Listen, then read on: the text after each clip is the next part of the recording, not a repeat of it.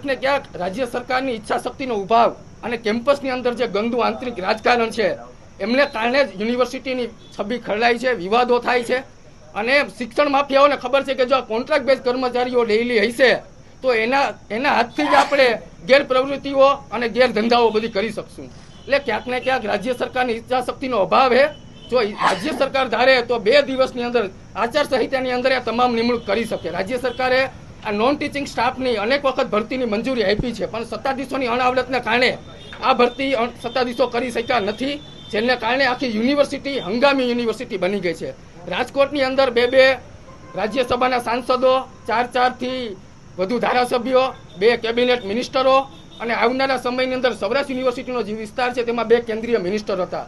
તમે 400 પારની વાત કરો, સૌરાષ્ટ્ર યુનિવર્સિટીની જો ગંભીરતા લીધી હોત ને તો આ યુનિવર્સિટીની આજે હાલત ન થાત. આ યુનિવર્સિટી આજે તાળા લાગવા એવી પરિસ્થિતિ છે.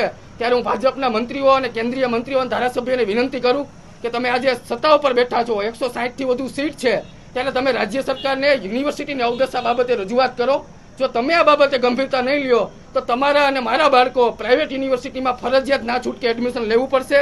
રાજકોટ જેવા નાના ટાઉનની અંદર જો 4 ખાનગી યુનિવર્સિટી હોય તો આવનાર સમયની અંદર સરકારી યુનિવર્સિટી ગુજરાતમાં એક પણ ચાલુ નહીં રહે. એ 110% સ્પષ્ટ વાત છે.